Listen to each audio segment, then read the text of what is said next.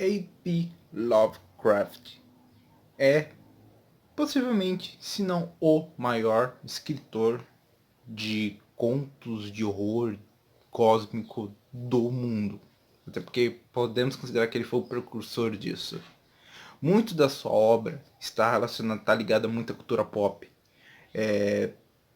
Pessoas como Stephen King se inspiraram na sua obra ou têm grande influências de Lovecraft nas suas histórias.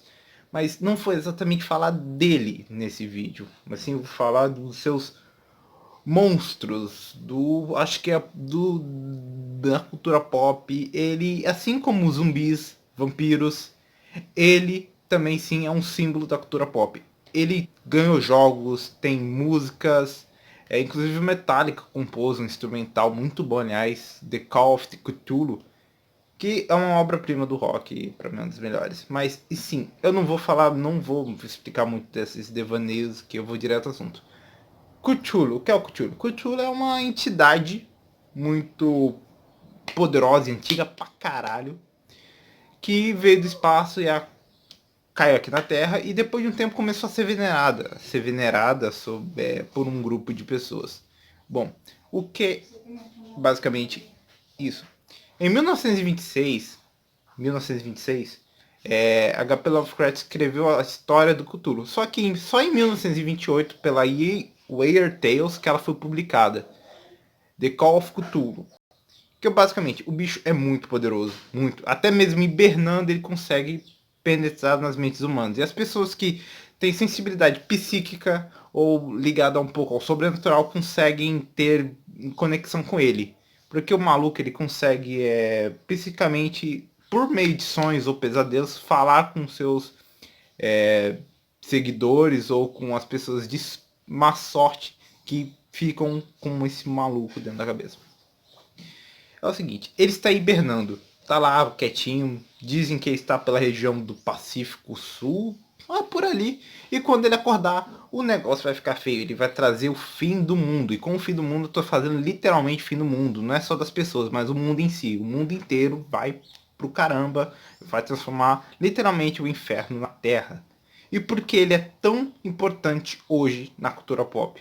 Não só pela sua influência, pelo seu poder, mas Cthulhu é basicamente a personificação do terror, tá? É o terror puro, o terror psíquico. E olha, não é nenhuma das entidades mais poderosas, não. Tá longe de ser uma das mais poderosas.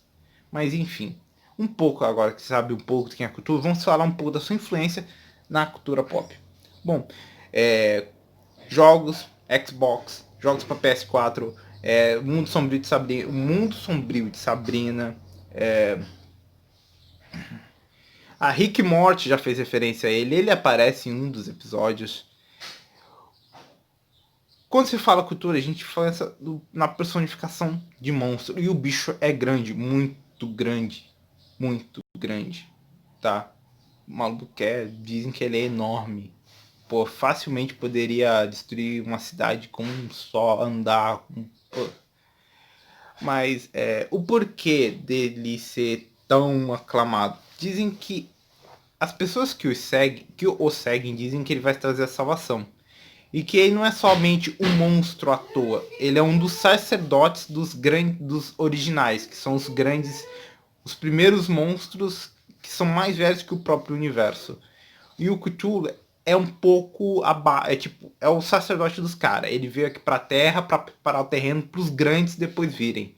E se o Cthulhu, que é um dos picas da cultura pop, não é o mais poderoso, imagina os grandes que são. É isso.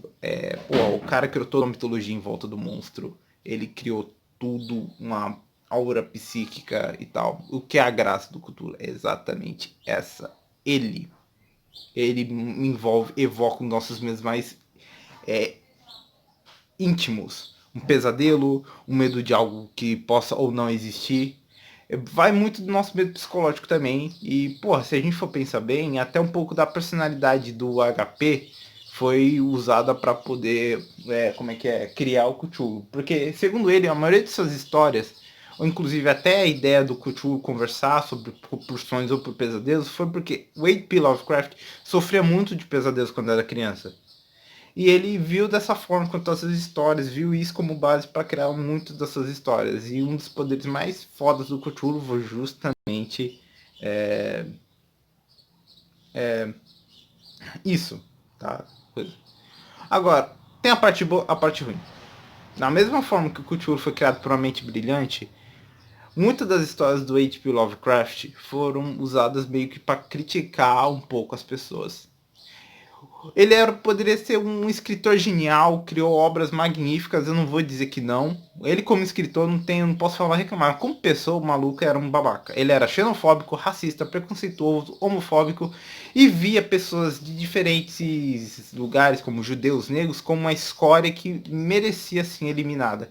Basicamente, ele era um narcisistazinho, ele era um projeto de nazista. Hitler ia amar ele. Então é isso, basicamente isso que eu vim falar hoje. É o primeiro vídeo do canal e se você gostou, curte, compartilha ou só recomendo para os amigos. Então vou estar agradecendo muito, obrigado e é isso.